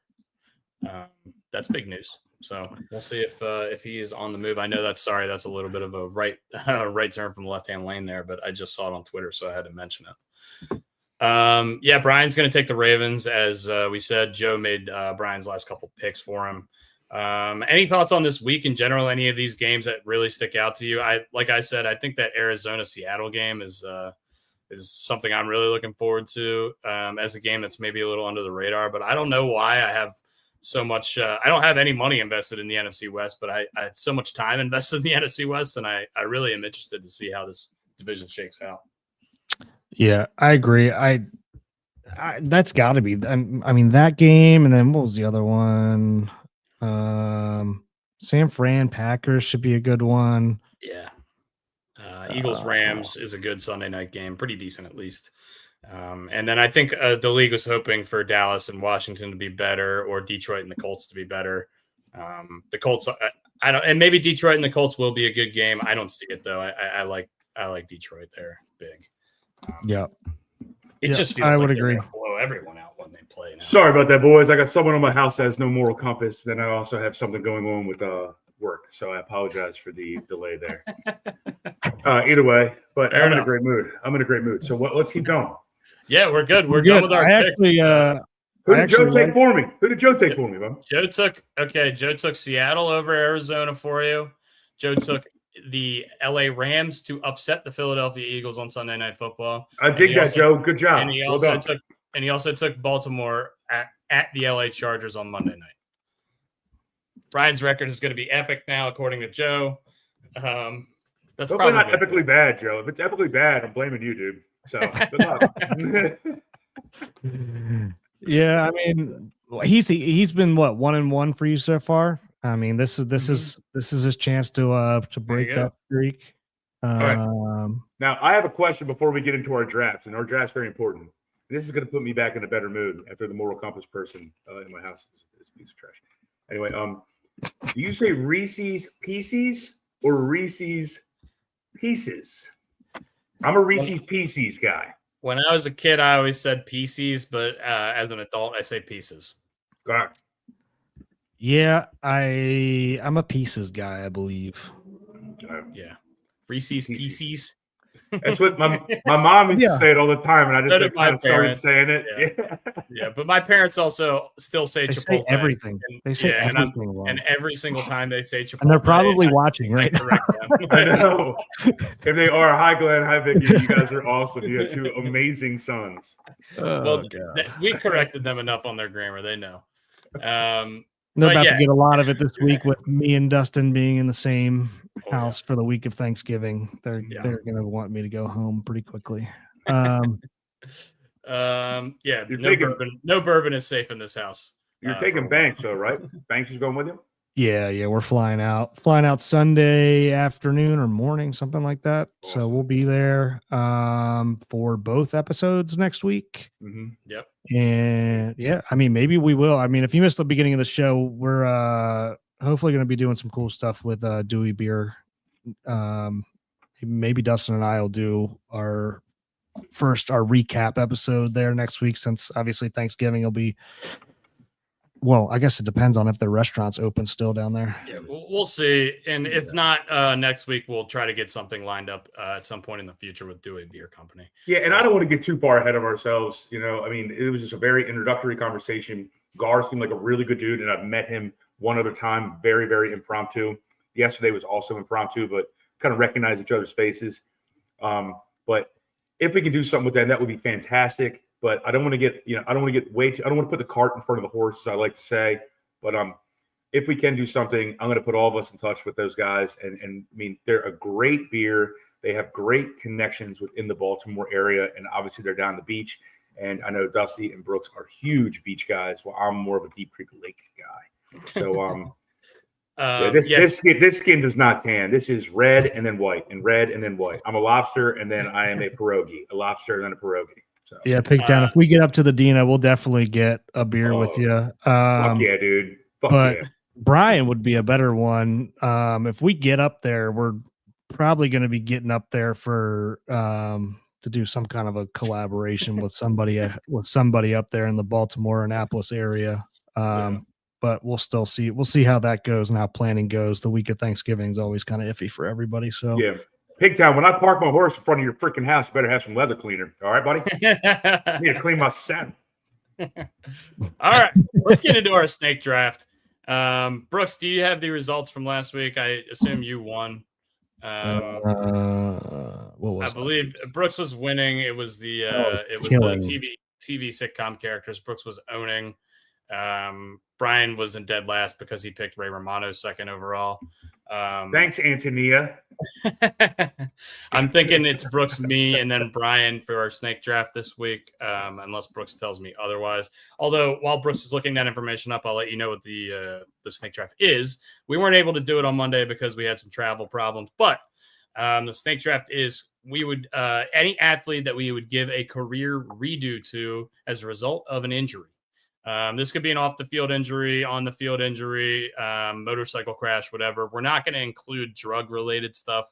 For example, no limb bias. Yeah, or for example, unexpected bias, death. yeah. Like unexpected death. For example, plane wreck, car crash, or something of that nature. Unexpected death that is not drug-related or a capital crime was not committed in the extinction of the person. Didn't know that. Going to be taking Roberto Clemente off my list.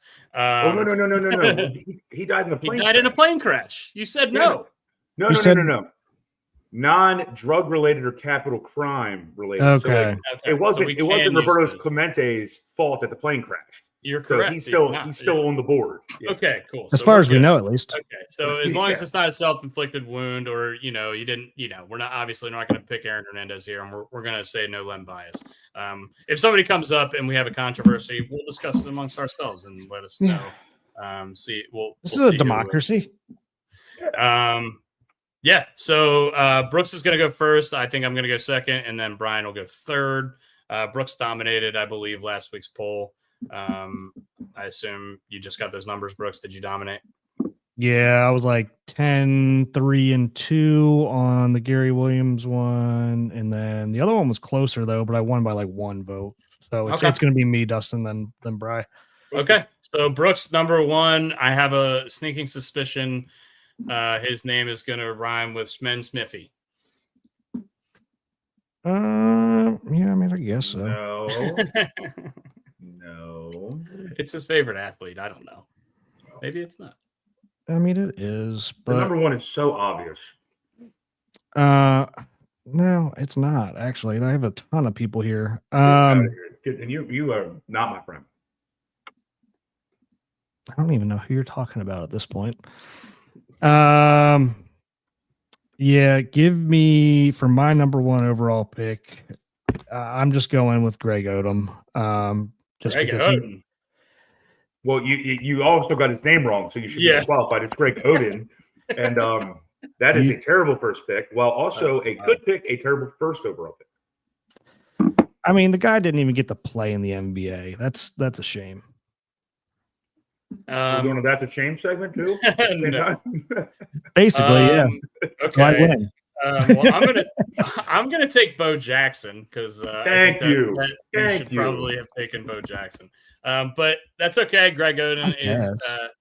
Greg Oden never got to play. You're right. Bo Jackson's definitely the guy. Everyone that talks about Bo Jackson who saw him play says it's basically a travesty that he didn't get to spread his wings more in the NFL. But that's the one I'm going to go with first. And Brian, you get two in a row here. I got you. Heavy hitters. I want to comment on Bo Jackson real quick before I make my two picks, and my two picks will come out really fast. Bo Jackson, I'm so glad that Bo Jackson came out when he did because he actually allowed us to marvel at his athletic feats. If he would have come out 7, 8, 9 years later, we all would have talked about how he was on steroids or he was doing some kind of artificial enhancer. He allowed us to marvel at what the hell he did. He is without a doubt the best athlete in my eyes that I got a glimpse of watching before he vanished into thin air. Bo Jackson, without a doubt, is the number one pick on here. I am going to take with my two picks after pontificating about Bo Jackson. I'm going to take Sean Taylor. And I am also going to take Sterling Sharp. He was both those guys on my list. Yeah, I mean, that sucks. It sucks we lost Sean Taylor in such an unfortunate circumstance. And also during Shannon Sharp's induction into the NFL Hall of Fame, he said, I'm the only person standing with this gold jacket that has a brother who was better than me at the sport that I'm going in for. Really powerful stuff. Sucks that we didn't get to see more of either of those two guys. I think real quick, before you go on, Dusty, and I apologize, I want to give a shout out to my boy Mark Forrest, who is watching right now, giving me hints. So I'm getting performance enhancing drugs here from my boy Mark Forrest. Mark, you the man. I'll be over in a minute. Have one ready. All right, he knows what that means. All right. I'm going to go Bill Walton here with my number 2 pick. Bill Walton, absolutely dominant, one of the best college basketball players in history, and absolutely dominant for the Portland Trail Blazers before he fucked up his back, I believe, and wasn't the same after that. But yeah, really, I was his foot. Yeah, whatever it was. But just passed away earlier this year. We talked about it on the pod, but definitely one of those guys that people bring up in these conversations all the time. Easily one of the top 3 college basketball players of all time. If you don't know anything about Bill Walton, watch. Watch. It's him or Lou Alcindor. I don't want to hear anything about Michael Jordan. Pistol Pete. Get away from me. Pistol Pete's up there, but Bill Walton and Lou Alcindor were absolute ballerinas on a basketball court, and they could do it all. All right, Brooks, you get 2 in a row here. What do you like? I mean, I know we said Griffey, but I mean, it's hard to give somebody a redo who is still considered one of the best players of all time. It's true. I might do it. I am gonna go with Roberto Clemente. Just because how can he not? And how old was he when he died? He had exactly 3,000 hits. I know that, but was he like 32, 33? He probably had more years left in him, I'm assuming. I'm looking. Yeah, he did. He died at 38, so might not be the best pick there. But well, Either way, still rough and Anyway. obviously a terrible way to end your life. Whatever. And give me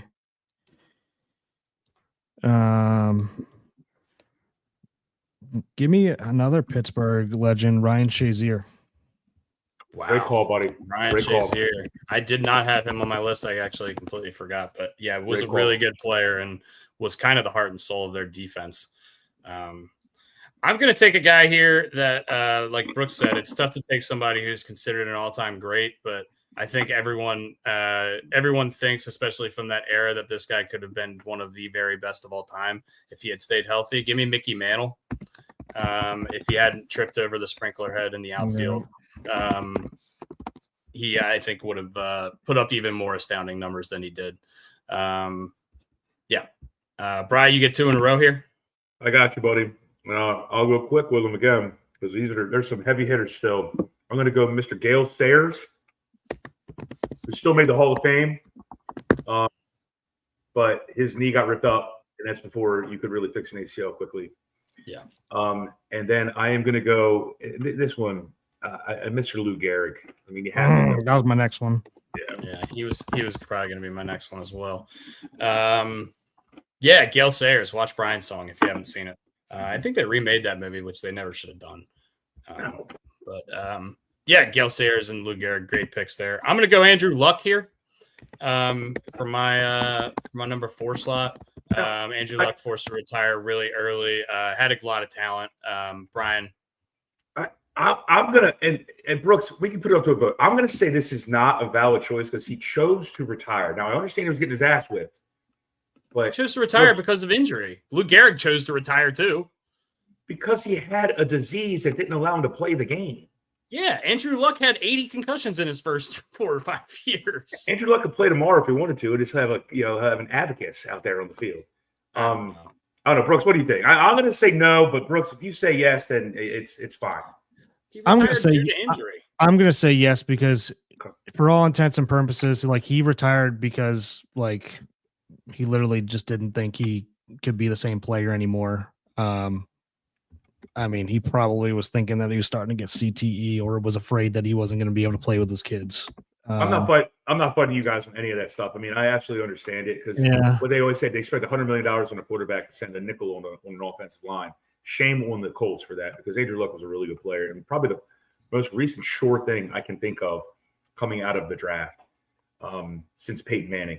So, I mean, if you guys agree with it, I'm cool with it. Pigtown would say Josh Hamilton. I would too, but I mean that wasn't because of injury. That was self-inflicted. Yeah, that's self-inflicted. We did say at the beginning of this, it's going to be injury or outside of your circumstance only. If it's self-inflicted, Josh Hamilton did some pretty shitty stuff off the field. So he kind of got what he had coming to him, in my humble estimation. Still feel bad for the guy. Obviously had a lot of problems, but was a really, really fun player to watch when he was in his heyday. Brooks gets 2 in a row here to finish off his draft as we go into the final round. I mean, if you want to go fake players, Boobie Miles and Shane Falco. Yeah. But I'm not going to do that to you. I'm not going to make this real weird. I'm going to take Kirby Puckett here. Wow, that's a really good one, and I completely forgot about him. That's and so good. To kind of go, I didn't get any football in here, did I? No. Oh, no, I got Shazier. And to spray the board a little bit, I guess, give me Dale Earnhardt Sr. Wow, Dale Sr. I did not expect it. But I think that might be the first. I do love a Joe Radke Owen Hart right here. Owen Hart reference. Joe, Owen you Hart. are a stud muffin. I swear to God, you ever shave that beard, I'm going to come after you. You are awesome. When we get to honorable mentions, Mike Trout can still be taken for sure. Yeah, you can still for sure take Mike Trout. I don't have. I do. I have all the major sports represented except for hockey. I'm not going to go with Bobby Orr here because I didn't get to watch him play. Although I know a lot of hockey fans would probably go with him. Give me Derrick Rose. Derrick Rose, MVP caliber player, was a complete stud for the Bulls, and then had the that career-altering injury really sucks for him, and we didn't get to see the best of him as a result, which is a shame. That guy was a stud. This would be one to argue that Pigtown just brought up, but we'll wait till Brian makes his last pick. Okay, my last selection, and then we'll do Pigtown. Self-inflicted. My last selection, then we'll do Pigtowns, then we'll debate that, and then we'll do honorable mentions if that's okay with everybody. Mhm. My last one, I'm going to spray the infield with this one in regards to sports. I'm going to go Payne Stewart. Oh wow, okay, yeah, that's a really really good one. Shit, I I forgot that came- about that completely one. forgot about That came Payne Stewart. That's really good. courtesy of Mr. Mark Forrest. Thank you, Mark, because I did not That's- think about him until you texted. That's me. an Thank you, Mark. excellent thought. I totally forgot about that guy. Excellent thought. That was a great one. Shit, I'm upset with myself. We left some big names on the board here, guys. All right, so what's Joe's? Because you guys can see it, I can't. So what's Jose Fernandez. So this was Pigtown. Jose Fernandez. You can say that's self-inflicted. It was a boating accident. Obviously Was he- intoxicated.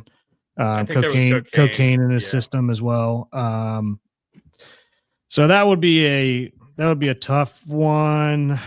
Tough one to argue. And I would go yes, because I don't know if he was driving the boat or not. Now, obviously, a lot of nefarious things going on, so I don't Yeah. want to sit here and speculate who was driving, who wasn't driving. The man passed away, but I mean, Yeah. if it's self-inflicted, it's self-inflicted, and he's off the board. But if he wasn't driving the boat, then I'm going to go with it. It's a yes. That rock Yeah. shouldn't have been there. That's rough. It's also tough to be judging death. By the way, I don't I like know. this that I much. know. I don't feel comfy. maybe talking we about it. should have just taken everyone and let everyone into account and just said no Aaron Hernandez. Anyway, some honorable mentions I have. Eric Davis, that guy was amazing. He couldn't stay on the field. Sandy Koufax forced to retire at like age 31 because of elbow tendonitis, one of the best pitchers of all time. Ralph Sampson didn't get a fair shake. And then I have Brandon Roy. I have a couple more, but you guys can go ahead if you have some more honorable Brooks, you mentions. go ahead, buddy. I was going to go with Francisco Liriano just because he was one of my favorite pitchers. Him and Johan, even Johan could probably have gone with a second do-over, but again, still a borderline Hall of Famer from him. I mean, Johnny Manziel was iffy. He kind of did that to himself. But Yeah, that would I have been would cool. say. That would have been cool to see him do some cool stuff if he put his mind to it. Joe Thomas tells a phenomenal story how Johnny Manziel got lost in the morning going to the practice facility because he was so high. Oh, yeah. So that's self-inflicted. that. Just throwing it out there. I agree. Yeah, that would have been an iffy. That would have definitely been one of those where I was like, yeah. Brian, you got any more? Oh yeah, giddy up. All right, Grant One- Hill. I got one other one before I give up the reins here, and he's a Maryland native, with Nick Aidenhart, Oh wow! but that was also self-inflicted. Yeah, he was doing drugs from the club. but I had- bills or something. Yeah, I had to give him a shout out since he's a Maryland native. Understood. Good one from Pigtown we didn't think of. What you got? Thurman Munson. That was one of mine. Pigtown. Stealing. Yeah. Thurman Munson's a good one. Thurman Brian, what you Munson. All right, so I got Grant Hill. Yep. I have Joe Theismann. Yeah. Ooh, I have Grant Hill Steven was a good one, too. Strasburg. I have Strasburg on my list as well. Terrell Davis. Terrell Davis is on my list as well. And I also have Eric Lindros. Yeah. The only other three guys I have, Griffey, that's like Brooks said, that's tough because he's a Hall of Famer. I have DeGrom. DeGrom's won a couple Cy Youngs, but that dude could have stayed healthy. He could have been completely dominant. And I also have Percy Harvin. Had a lot of concussion problems and a lot of issues, but that guy was a complete stud. I love that guy. He was one of those All right. guys you forget about. Let's bring on old number one subscriber. Who's Joe Racky? Who is your honorable mention? Who are we missing here? Mhm. I already said Owen Hart, so I'm kind of Yeah, I love Well, it. Owen Hart was a great one, to be honest Yeah, with you. that's awesome. Really good one. and Dale Senior was a good one, and the Payne Stewart one was really good. So, Yeah, Yeah, I Payne Stewart. totally I'm forgot about pissed. Payne Stewart. Pissed. We forgot that. Another good one Prince from Big Fielder. Time. Prince Prince Fielder. Fielder, the neck. Prince Fielder is Yeah. a really good one. Really good one. That guy was a stud. David Wright's a good one. Yeah, a lot of really good players that just didn't get to finish their career, didn't get a fair shake. Jay Williams, we didn't even mention, was in that motorcycle crash. Didn't even really get to start his career. Hey, after Duke. I'm gonna throw a random one out there, and this might hit Joe a little bit in the heartstrings, not because it's an Arkansas guy, but it's an SEC football player. And there's a great Netflix show out there. Delaware Dave got me actually turned on to this. It's the movie called Greater. It is about a walk-on offensive lineman named Brian. I hope I can say his name right. Bullsworth. He died in a car accident after getting drafted in like the second round by the Indianapolis Colts. Got hit by a drunk driver or like a big rig or something. One of the two, and I'm sorry to not have complete details on it. It's a great Netflix documentary about perseverance, a person that worked his way up and was always shit on. And he ended up becoming a great human being and then unfortunately passed away too early. The show is called Greater. Neil McDonough's in this. It's a really good show. And I want to say he played at Arkansas? He played at Arkansas. All right. Joe, you have any questions or anything you want to talk about? I do have. How about Darren McFadden? I don't know how his career ended, but dude was he's a Razorback. He was a good player for the Raiders. I think he got hurt when he went over to the Cowboys, right? Yeah. Or before. Where careers go to die. Alex. Yeah. Get some curtains. Marcus Lattimore, former running back for South Carolina. That dude tore his ACL 100 times. I was about to say it, Dusty. That's why we're friends. That's why we're friends. I was about to say it. That is one of the worst leg injuries. It's Willis McGahee or Marcus Lattimore. When that leg flips, I can't. Oh, yeah. That Kevin Ware dude from Louisville. Yeah. Remember that? That was gross. If it's self-inflicted or not, getting popped with driving with some weed in your car, but Alex Collins. Oh, Alex, the Irish dance guy. Yeah. We've lost him, unfortunately, as well, haven't we? Yeah. I think he has since passed on. Him and Mallet actually died really close to one another, and it was really big news here because they were both Razorbacks. Yeah. Damn, that sucks, man. Wow. Dude, I forgot about that. Yeah. I forgot about them as well. You want the Hulk Hogan story? Go for it. Go for it. Fuck yes. Why are you asking questions you already know the answer to, Joe? Come on, man. Do you know that he has a new beer out, the Real American Beer? I did not know that. Well, he was here promoting it all last week. He did Little Rock and surrounding areas on Thursday and up in Fayetteville on Saturday. He was at the Razorback game, actually. Came out the tunnel calling the Hogs.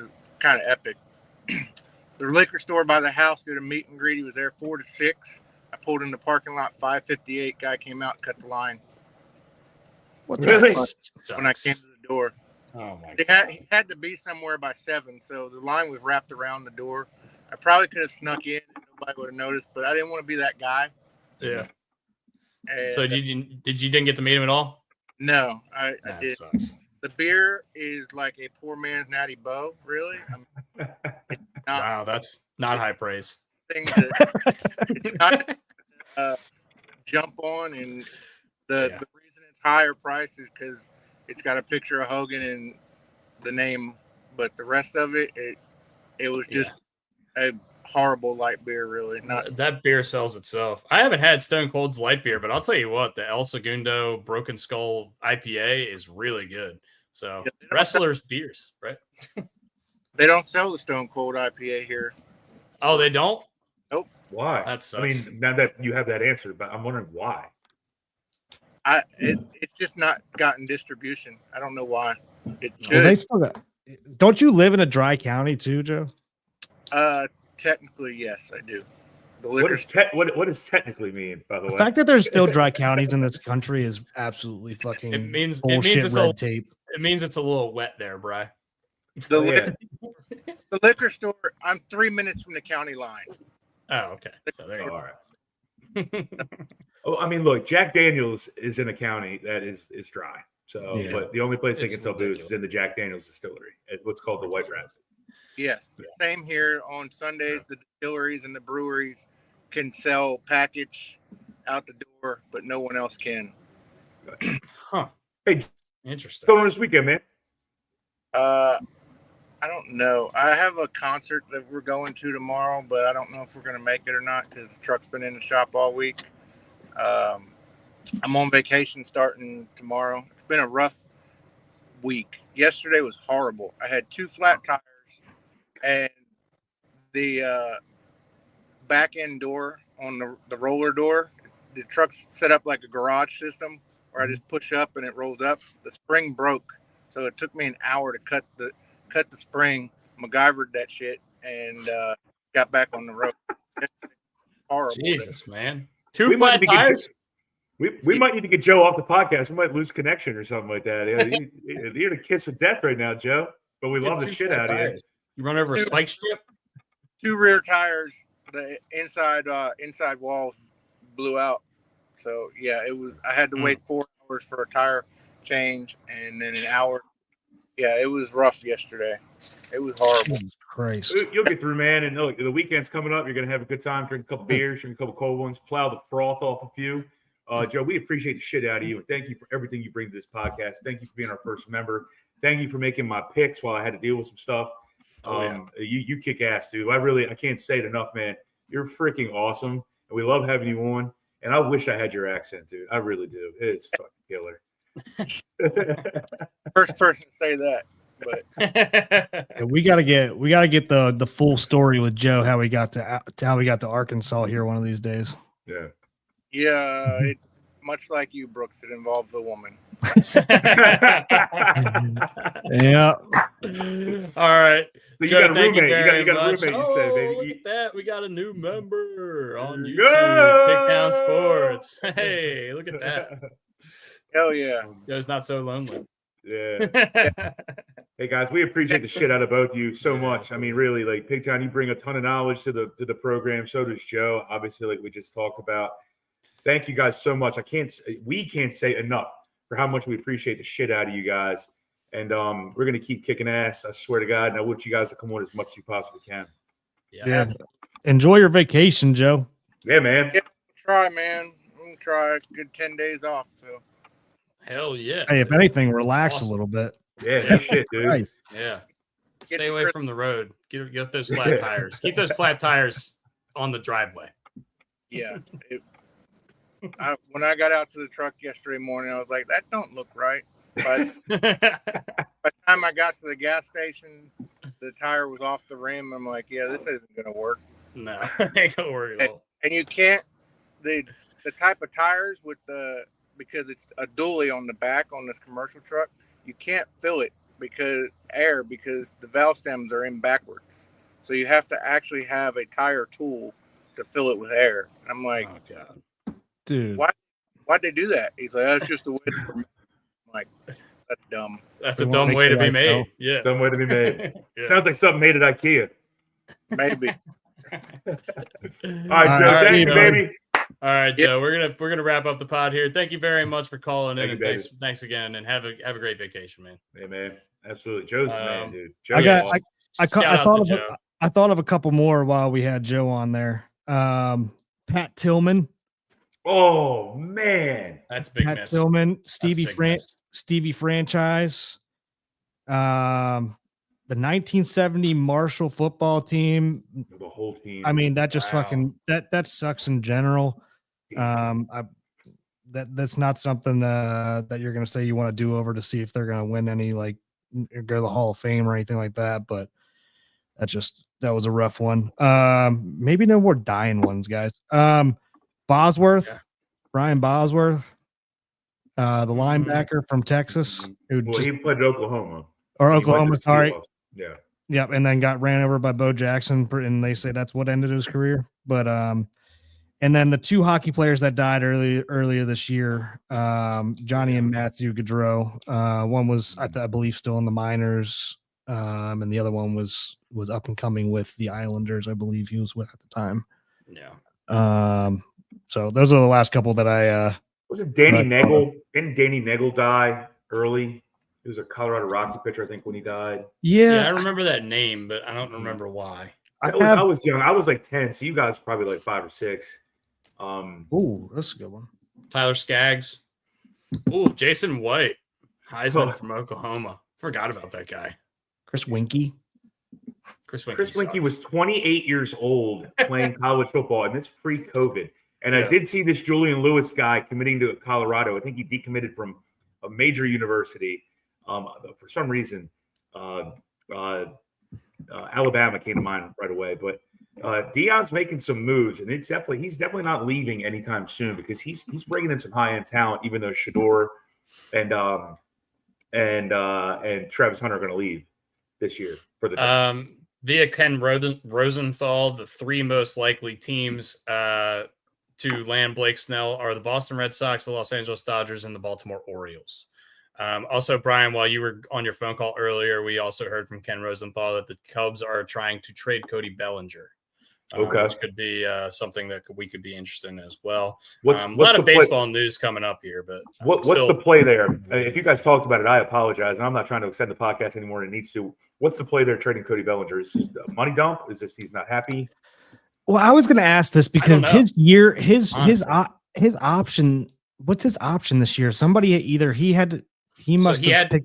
was a player option. It was the 3 1-year deal things. Remember, it was like 3 years, 100, but it was 3 1-year deals, and they were all player options. So he signed that weird deal. He opted in this year, which means he's only under contract technically. For 25, 27 mil. That's what Pigtown says. I trust his research. Absolutely. I don't know exactly what it is, but like 25, 27 mil. And it's 1 year because basically if he performs well, he's going to be a free agent looking for a new contract because he can opt out. I remember us talking about this being like, this is like the most player friendly deal we've ever seen, or one of them at least, in terms of like giving them an option, like have a great season and don't take the option, or have a shitty season and still get paid. I mean, he would be great in Baltimore. We got a short porch in right field, and we also need some outfield defense, which he is, if not the best, one of the very best center fielders defensively in the league. That guy's a complete stud. And also he can play first. He's got a lot of flexibility positionally. You and Pigtown are on the same page on this one. And then something we need to probably have next week, or it seems like the hot stove's starting to heat up today a little bit. Which is, I feel like it doesn't usually heat up until winter meetings or afterwards. We might have to have an MLB hot stove show next week. We'll see. Once the deals start flowing in, I think once the first one goes, it usually is a domino effect. So we'll see once that first big one goes, once maybe Soto signs or one of the pitchers signs, then we'll start seeing the dominoes fall and start seeing more of the pitchers start signing elsewhere. But there's a ton of free agents starting pitching. And I know Brian wants to see some bullpen help, and he's not alone. I would love to get maybe one starter and a couple bullpen guys. That would. I think all of Birdland really wants to see some. I'm not speaking for all of Birdland, but just listening to people talk. Almost all of Birdland that I talk to wants some relievers, at least two, one lefty, one righty, because you're not sure what the Mountain's going to bring you when he comes back. Hopefully he's back to the perfect form that he was when he left us, but that's probably not realistic. But definitely some bullpen arms. Yeah. And if we get a starter, that's great. And I think Santander is gone, so you got to probably look at a bat somewhere here or there. But I want more of a contact guy. I would love somebody like a Tommy Pham. I know that I don't even know what his contract situation is, but some kind of Tommy Pham-esque player, if not Tommy Pham himself, that can be a utility guy plus a contact guy, can get on base, can steal some bags, can be a little bit all over the field. Yeah, I don't know who this guy is from this Griffin Jacks guy. I'm not. I love his name. Oh my god! I've heard that name. 5-5 record, 2 ERA, 95 strikeouts, and limited appearances this year. We're gonna need starters too, especially if Burnsy's out. I'm hoping we're Dustin. He said limited. He's a reliever. Look up his baseball savant page. Looks all red. Oh, it's blood red. I like that. We're baseball savant people, so we like to hear that. Yeah, for sure. Bradish is going to miss. Bradish is out with that injury. Means is a free agent. Means is out for a whole year, and he's a free agent. Yeah. And he's a free agent, and Wells is still recovering. I need to look up and see what the timetable is on those again. and how those are progressing. So, I mean, that's a lot of starting pitching that we're going to be missing that we're kind of forgetting about as well. Like we talked earlier, it'd be nice to go get a Max Fried. If we don't get Bernsey, it'd be nice to go get a Snell. Clay Holmes is a guy that I know Pigtown and some other guys have linked to us already. I know Birdland's a little indifferent about him because we've seen the ups and downs, but he's nasty. The guy for the Phillies, the Phillies traded for from the Angels last year, Carlos Estevez, I believe is his name. He was one of the better closers, or back end of the bullpen guys in the league last year. I can imagine he's going to get a contract, and it wouldn't be that high because he's the guy that's only really had one good year. As far as I know, at least, maybe he's been flying under the radar, and I'm not as familiar with him, but I think last year. Yeah, and we also need to talk about. I mean, everybody in Birdland is all over Teoscar Hernandez right now. Like that's the big name that everyone's talking about on Twitter. Whether we get him or not, I don't know. It's going to be. That's why they moved the left field wall back in. I think, and I'm not trying to dodge this conversation whatsoever. I think as we get closer to the winter meetings, or even maybe during the winter meetings, we rekindle this entire conversation where we start having a little bit of a feel for what the heck might actually be happening when people are actually talking in person. So, and by the way, I don't know when winter is actually hitting because it was 82 degrees like 4 days ago. I have no fucking idea what that is. You said there's snow, then it's going to be 60 degrees today out in Indy. Well, it's apparently supposed to snow in Pittsburgh like we were talking about, and it was 55 yesterday, 56 here, snowing now again at the moment. What the fuck is going on? You live in Neverland? You live in Neverland. It's going to be 56 here again. Whatever hits here usually hits out there here in the next day or two, so get ready for it. I don't know where the hell this even came from. Yeah. But yeah, definitely during the winter meetings or right before the winter meetings, we should have this, rekindle this conversation because we got a lot to talk about. Deep Creek finish this weekend, without a doubt. It could be next week, Brian. I mean, if this stuff, obviously today we'll see if some of this stuff starts to. There's a lot more news coming out today, at least. Mm-hmm. But if one or two people start falling, it could be a domino effect here. It's a domino cascade effect, yeah, without a doubt. Unless what's his name, Boris wants to fuck everything up again. He'll try. I want to say something real quick. Well, actually, two things. First one, we're up to a bunch of live viewers today. Thank you for whoever is watching. Thank you so much. Appreciate you guys. We don't have any special guests on. We're just sitting here bullshitting, being a bunch of jabberwockies, doing a bunch of stupid shit, talking dumb shit, having fun, enjoying each other's company.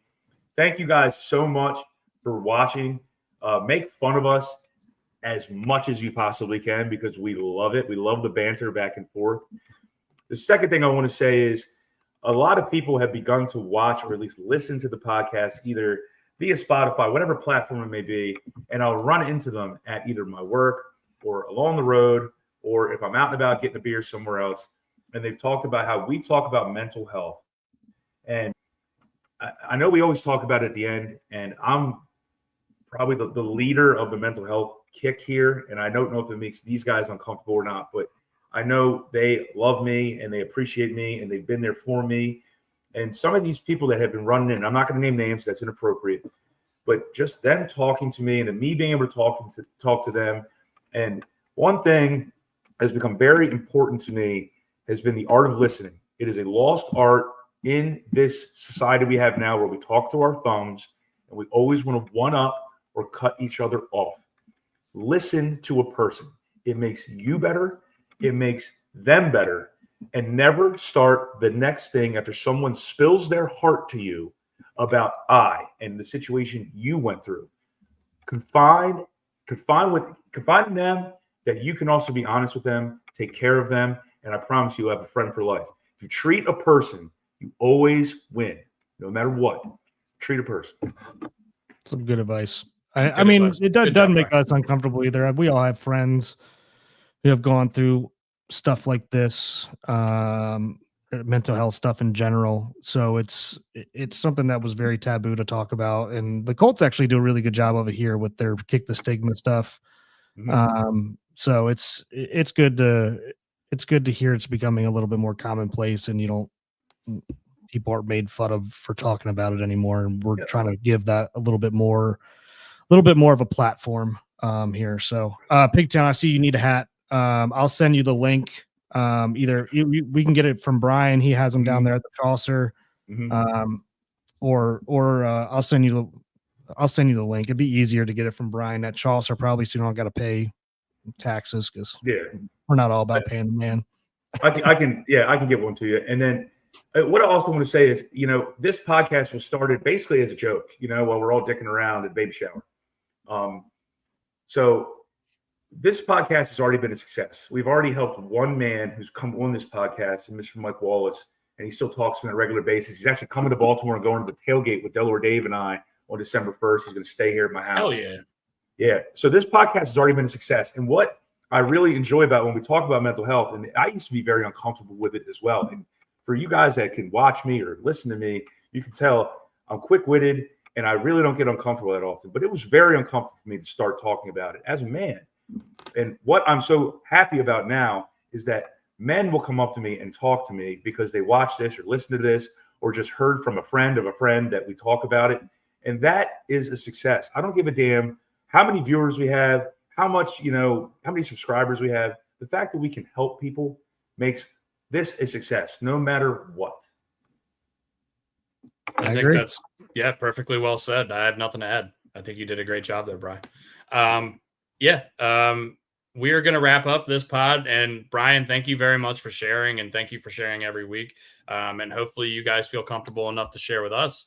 If you have problems, like we have always said, reach out to us, reach out to your friends. Everyone's got problems. You're not alone. There's a lot of things that could go wrong. I mean, look at Joe yesterday. Got 2 flat tires, had to wait 4 hours. He's still kicking. He's still doing all right. He's got 10 days of vacation. Things are getting better for Joe. Woo! It's going to be awesome to see where this podcast goes. But thank you guys very much for watching. Like Brian said, thank you very much. We need to make an over-under off air of how many beers Joe drinks during his vacation. We need to get an over-under and take a bet. We all place like $5 on it or something. We need Joe to keep count and be honest. He's going to drink some real American lagers. We might have to make a graphic for that on the social media page. Over under for Joe's beer intake this next 10 days. Yeah. But yeah, next week will be fun because Dustin and I will be together. So we'll be doing the show together from somewhere. Who knows? Some other stuff we're trying to get in the works for next week. But again, Thanksgiving week plans are all over the place. Travel, who the fuck knows? Because seems like every time I travel these days, something goes wrong. You are a kiss of death. I mean, Joe's tires and your travel is bad. Yeah, don't get on a plane with me anytime soon. You're not going to get there in time, that's for sure. But yeah, Sunday I'll be back in Ocean City, there for the week, and then end of the year, Brian's coming out here to beautiful snowy Carmel, Indiana. That's going to be up to 60 again in a day or two. I'm so excited to get out there. I cannot wait. 29th, I'm flying out to hang out with my boy. And yeah, and Dustin will be out here, Christ, in like 2 weeks as well. So we're gonna have a lot of in-person podcasts, at least on some sides of it. So we got some cool stuff coming up. Twains. I gotta roll. I gotta roll, boys. I gotta roll, boys. I'm sorry, I got work shit coming in. I gotta roll. Okay, boys. All right, good. All right. Love you guys. Love you. Yep. We're going to sign off anyway, guys. Thank you for listening. Thanks for watching. Thanks for subscribing, interacting with us. And we'll be back next week, like Brooks said, with a couple of us together. Me and Brooks will be together. And thanks again for watching. This has been another episode, and we'll get those graphics out on Instagram today so you guys can see them too. Yeah. All right. Thank you very much. Yeah. Peace, y'all.